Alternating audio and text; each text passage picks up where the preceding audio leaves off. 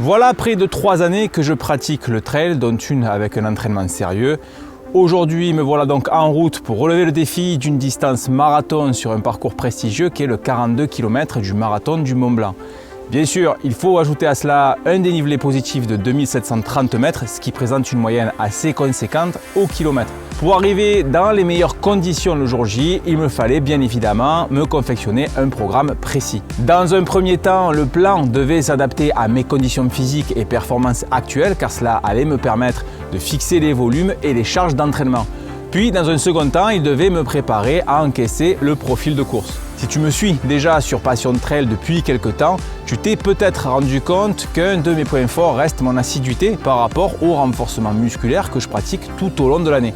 Ceci étant, même si mon châssis est prêt, il me reste à progresser sur pas mal de points, notamment le spécifique en course à pied. Justement, nous allons voir ensemble non seulement la présentation de ma préparation en trail, mais nous allons voir aussi comment le renforcement va venir s'articuler sur cette programmation. Ce qui soutiendra d'ailleurs la précédente vidéo, doit-on continuer le renforcement avant une course? Petite parenthèse importante avant de commencer, le plan de préparation que je vais te présenter n'est en aucun cas universel, mais très personnel. Je l'ai élaboré en fonction de mes propres conditions physiques, de mon niveau et de ce que je recherche. Il y a certainement des aspects qui viendront à être modifiés ou corrigés au fil du temps en fonction des impondérables ou du niveau de fatigue.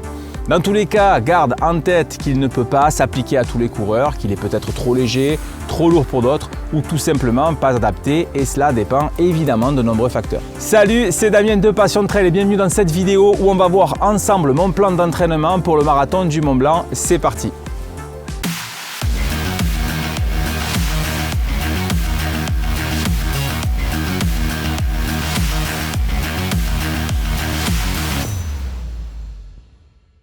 Avant d'entamer réellement le spécifique, il est important de connaître quelques données fondamentales afin d'établir au mieux le plan d'entraînement.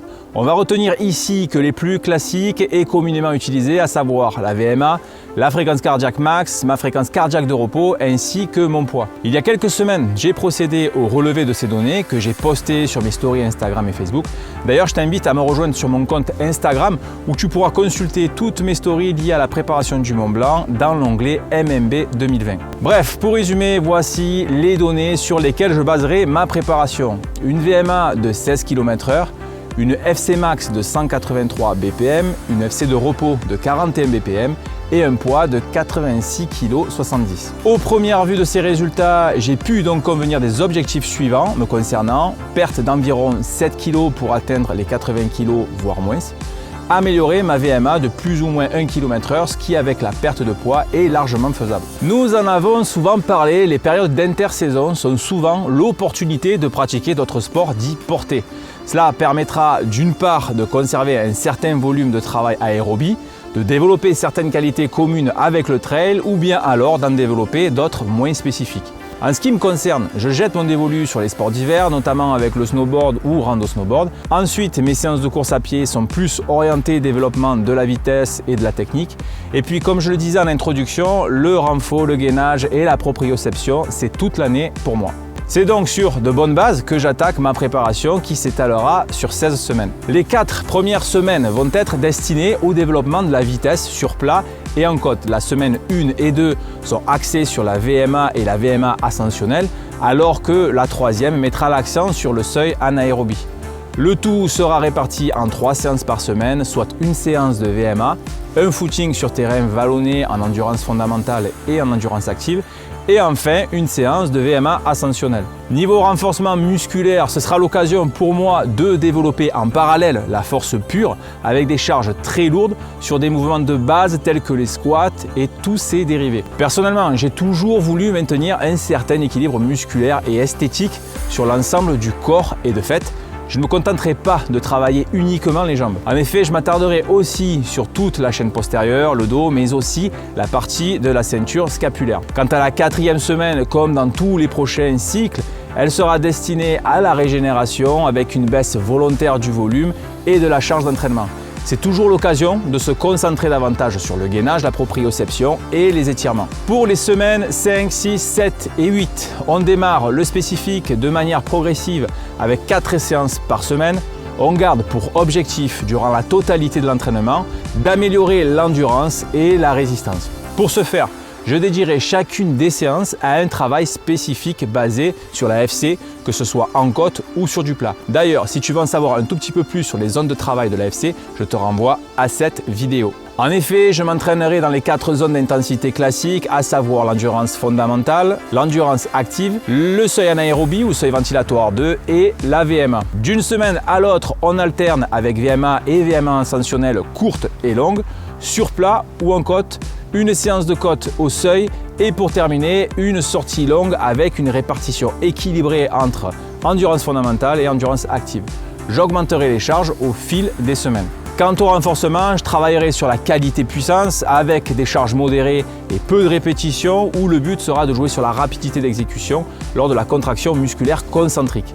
La 3e semaine sera l'occasion de mettre en place un circuit training avec du travail combiné entre le haut et le bas du corps. La 4e semaine sera, comme d'habitude, une période de régénération où l'on baissera considérablement le volume et on profitera de ces moments pour se concentrer davantage sur les étirements, la proprioception et le gainage. Les 4 prochaines semaines seront une période dédiée au travail du dénivelé et des sorties plus longues. Les semaines 9 et 11 auront pour objectif de cumuler du D+, tout en augmentant le volume d'entraînement en course à pied. La semaine 10 vient coupler ce cycle avec du travail de vitesse pour ne pas perdre en qualité de pied. Côté renforcement, on allègera les charges pour se focaliser sur l'endurance vitesse, c'est-à-dire qu'on exécute les exercices à une vitesse optimale avec environ 8 à 10 répétitions de 6 à 10 séries, avec très peu de repos entre chacune d'entre elles, soit environ 15 secondes à 30 secondes. Comme d'hab, la semaine 12 de régénération permettra d'assimiler tout le travail effectué les semaines précédentes, à la différence qu'à la fin de cette dernière, je calerai un week-end choc sur 3 jours. Je profiterai donc de ce moment pour me rendre à Chamonix et faire une reconnaissance du parcours et travailler de nouveau le dénivelé. Venons-en maintenant aux semaines 13, 14, 15 et 16. Après une longue période de travail de dénivelé, on rattaque la semaine 13 avec de la vitesse, histoire de ne pas perdre les qualités acquises jusqu'ici. Dès la semaine 14, on commence à alléger progressivement le volume et la charge d'entraînement jusqu'à la dernière semaine destinée à l'affûtage, qui se résumera à une petite session de VMA courte, quelques footings légers et quelques accélérations pour arriver frais le jour de la course. Niveau renforcement musculaire, on baisse là aussi le volume et la charge pour maintenir les avantages jusqu'ici acquis. Les circuits training seront parfaits pour remplir cet objectif. On se focalisera sur des séances dites fonctionnelles, c'est-à-dire que j'effectuerai des exercices qui se rapprochent le plus des mouvements pouvant être effectués dans la vie quotidienne, et ce, avec ou sans charge additionnelle. Mais ici, ce sera uniquement au poids du corps. Voilà donc ce que sera la base de ma préparation pour le marathon du Mont Blanc 2020. Évidemment, ce plan est non exhaustif et il y aura certainement des modifications ou quelques affinements en cours de route. Dans tous les cas, sache que tu pourras retrouver la quasi-intégralité de cette préparation sous forme de résumé à chaque séance dans mes stories Instagram qui seront archivées dans l'onglet dédié intitulé MMB 2020. Enfin, pour terminer, si tout se passe comme prévu, je ferai une vidéo débrief où je passerai en revue le déroulement de la course ainsi que celui de ma préparation. Et voilà, c'est tout pour cette vidéo. J'espère que ça t'a plu. Si c'est le cas, le petit pouce bleu qui fait plaisir, qui m'encourage. Si tu n'es pas encore abonné à ma chaîne YouTube, je t'invite à le faire pour être tenu informé des prochains posts. Tu peux me suivre aussi sur les réseaux sociaux, Facebook, Instagram, où je poste justement toute la préparation relative au marathon du Mont Blanc dans l'onglet MMB 2020. Si tu as une quelconque question, des questions sur le sujet dont on vient de parler, je t'invite à le faire dans les commentaires ci-dessous et je me ferai un plaisir de te répondre. Quant à nous, on se dit à bientôt pour une prochaine vidéo et d'ici là, n'oublie pas, ne reste pas en bas, prends de la hauteur, salut, ciao!